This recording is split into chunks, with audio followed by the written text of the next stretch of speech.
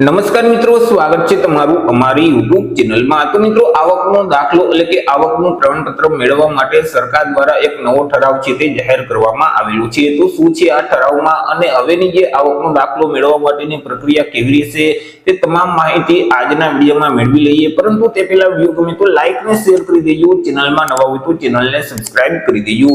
તો ચાલો મિત્રો, વિડીયોની શરૂઆત કરીએ।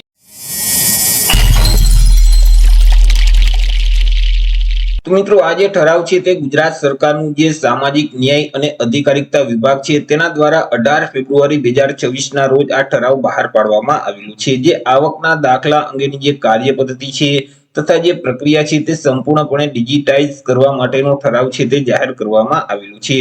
તો આપણે વિગતવાર માહિતી મેળવીએ તો કે મિત્રો, આગળના પરિપત્રથી ગ્રામ્ય કક્ષાએ આવકનો જે દાખલો આપવાની જે સત્તા હતી તે તલાટી કમ મંત્રીને આપવામાં આવેલી છે। તેમજ આવકના દાખલા અંગેની જે અરજીનો નમૂનો અને પ્રમાણપત્રનો નમૂનો છે તે પણ નક્કી કરવામાં આવેલ છે। હવે રાજ્ય સરકાર દ્વારા નાગરિકોને આપવામાં આવતી જે ઉચ્ચ વપરાશ ધરાવતી જે સેવાઓમાંથી એક સેવા એટલે કે આવકનો દાખલો, આવકનું પ્રમાણપત્ર। આ જે આવકના પ્રમાણપત્રની જે સેવા છે તે પણ ટોચની સેવામાં સામેલ કરવામાં આવેલી છે। રાજ્યના અરજદારો એટલે કે જે લાભાર્થીઓ છે તેને આવકનું પ્રમાણપત્ર, આવકનો દાખલો મેળવવા માટે બિનજરૂરી હાલાકીમાંથી પસાર ન થવું પડે, તેમજ આવકનું પ્રમાણપત્ર આપણા જે સત્તા અધિકારીઓ છે તો તેમને વહીવટી બોજામાંથી મુક્તિ મળે તે માટે આવકના પ્રમાણપત્ર આપવા અંગેની જે કાર્ય પદ્ધતિ છે તેમનું સરળીકરણ તથા મિત્રો તેને ડિજિટાઇઝેશન કરવા માટેની બાબત છે તે સરકારશ્રીની વિચારણા હેઠળ હતી અને પુખ્ત વિચારણાના અંતે આ ઠરાવ છે તે બહાર પાડવામાં આવેલું છે। શું છે ઠરાવમાં વિગતવાર આપણે માહિતી મેળવીએ। મિત્રો, અહીં જે સામાજિક અને શૈક્ષણિક રીતે પછાત વર્ગો તથા આર્થિક રીતે પછાત વર્ગના જે વ્યક્તિઓને આવકના પ્રમાણપત્ર એટલે કે આવકનો દાખલો આપવા માટે જે સક્ષમ સત્તા અધિકારીઓ નક્કી કરવામાં આવેલા છે તે સૂચનાઓ આ ઠરાવથી રદ કરવામાં આવે છે। તેમજ હવે પછી જે આવકનું પ્રમાણપત્ર એટલે કે આવકનો દાખલો આપવા માટે નીચે મુજબ અલગ અલગ બે અધિકારીઓને સક્ષમ અધિકારીઓ તરીકે અધિકૃત કરવામાં આવે છે કે જેમાં શહેરી વિસ્તારના જે વ્યક્તિઓ છે તે માટે મામલેદાર અને ગ્રામ્ય વિસ્તારના જે વ્યક્તિઓ છે અરજદાર છે તે માટે ટીડીઓ એટલે કે તાલુકા વિકાસ અધિકારી। હવે મિત્રો, આ બે અધિકારી દ્વારા જ આવકનો દાખલો છે તે કાઢી આપવામાં આવશે। ગ્રામ્ય વિસ્તાર માટે જે તલાટી કમ મંત્રી દ્વારા આવકનો દાખલો કાઢી આપવામાં આવતો હતો તે મિત્રો હવે માન્ય નહીં ગણાય। હવે તલાટી કમ મંત્રી છે તે દાખલો કાઢી આપશે નહીં, માત્ર ગ્રામ્ય વિસ્તાર માટે ટીડીઓ એટલે કે તાલુકા વિકાસ અધિકારી અને શહેરી વિસ્તાર માટે મામલેદાર જ તમને આવકનો દાખલો કાઢી આપશે।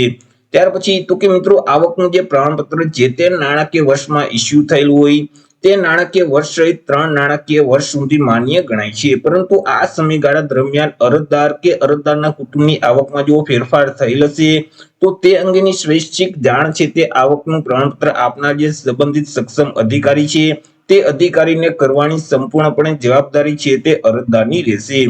તે સિવાય તો કે આવકના પ્રમાણપત્ર ઇસ્યુ કરનાર જે સક્ષમ અધિકારી છે તો તેને આવકના પ્રમાણપત્રમાં સદરૂપ પ્રમાણપત્ર કઈ તારીખ સુધી માન્ય રહેશે તેનો સ્પષ્ટપણે ઉલ્લેખ છે તે અંગ્રેજી અને ગુજરાતી બંને ભાષામાં કરવાનો રહેશે।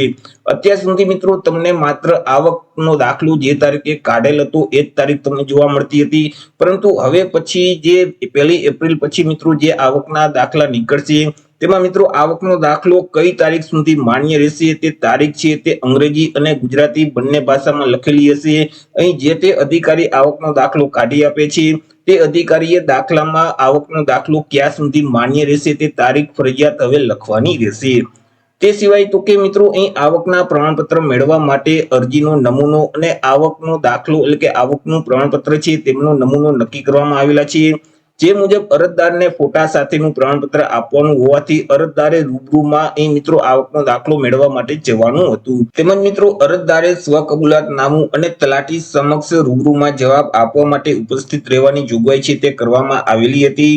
પરંતુ હવે આવકના પ્રમાણપત્રની જે સેવા છે તેમાં સરળીકરણ તેમજ મિત્રો આવકના પ્રમાણપત્રની સંપૂર્ણપણે પ્રક્રિયા છે તે ડિજિટાઇઝ કરવાના હેતુથી સદરુ અરજીનો જે નમૂનો છે તથા જે આવકનો દાખલો આપવા માટેનો જે નમૂનો છે તે નમૂના હવે રદ કરી દેવામાં આવે છે।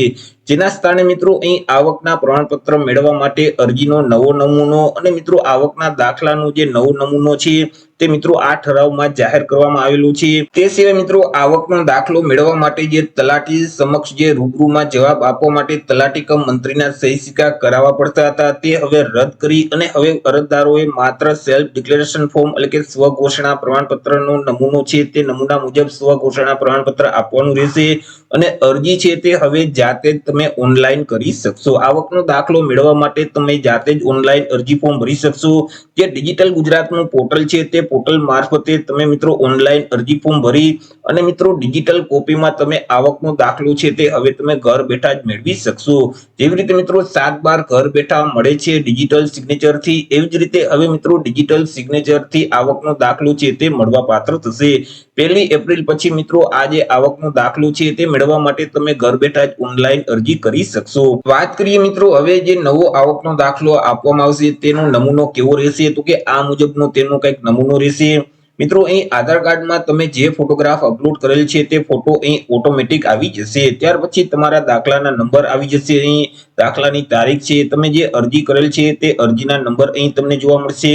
તમારું નામ છે, તમારા ગામનું નામ અથવા તો શહેરનું નામ છે, તાલુકાનું નામ, જિલ્લાનું નામ છે, તમારું સરનામું છે, કયા નાણાકીય વર્ષ માટે તમે દાખલો કઢવેલ છે તે નાણાકીય વર્ષ અહીં તમને જોવા મળશે।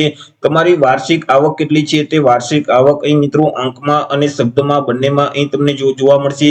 તેમાં મિત્રો અરજદારની પોતાની વાર્ષિક આવક કેટલી છે તે અહીં જોવા મળશે, અરજદારના માતા પિતાની વાર્ષિક આવક અહીં જોવા મળશે, કુટુંબના અન્ય સભ્યની આવક છે તે અહીં જોવા મળશે અને જે કુલ વાર્ષિક આવક છે તે અહીં તમને લખેલી જોવા મળશે। ત્યાર પછી મિત્રો આ જે આવકનો દાખલો છે તે કાઢવા માટે કયા કયા ડોક્યુમેન્ટની જરૂર પડશે, કયા કયા આધાર પુરાવા તમે આપેલ છે તે આધાર પુરાવાનું લિસ્ટ અહીં તમને જોવા મળશે। હવે જે અધિકારી દ્વારા તમને દાખલો આપવામાં આવેલો છે તે અધિકારીનું નામ અહીં તમને જોવા મળશે, તેમનો હોદ્દો અને જે તે કચેરીનું નામ છે તે અહીં તમને જોવા મળશે। હવે આ જે દાખલો કાઢી આપેલ છે તે દાખલો કઈ તારીખ સુધી માન્ય રહેશે તે ઇંગ્લિશમાં અહીં તારીખ તમને જોવા મળશે અને ગુજરાતીમાં અહીં તારીખ જોવા મળશે। ત્યાર પછી અહીં મિત્રો એક QR કોડ છે તે જોવા મળશે, અહીં જે તે જે ઓફિસર છે તેમની મિત્રો અહીં સીલ છે તે જોવા મળશે, સિક્કો જોવા મળશે અને જે તે ઓફિસર છે અધિકારી છે તેમની ડિજિટલ સિગ્નેચર અહીં તમને જોવા મળશે। તો આ રીતનો કંઈક નવો નમૂનો છે, આ મુજબનો હવે નવો આવકનો દાખલો છે તે મળવા પાત્ર થશે। તો આવી રીતે મિત્રો હવે વર્ષ 2026-27 થી અહીં આવકનો દાખલો એટલે કે આવકનું પ્રમાણપત્ર મેળવવા માટે અરજદાર જાતે જ જે ડિજિટલ ગુજરાતનું પોર્ટલ છે તે પોર્ટલ મારફતે ઓનલાઈન અરજી કરી અને ડિજિટલ આવકનો દાખલો છે તે મેળવી શકશે। તો આશા રાખું છું વિડીયો પસંદ પડ્યો હશે, વિડીયો પસંદ પડ્યું તો લાઈક અને શેર કરી દેજો, ચેનલમાં નવા હોય તો ચેનલને સબસ્ક્રાઇબ કરી દેજો। ફરી મળીશું એક નવા ટોપિક સાથે એક નવા જ વિડીયોમાં, ત્યાં સુધી જય હિન્દ, વંદે માતરમ।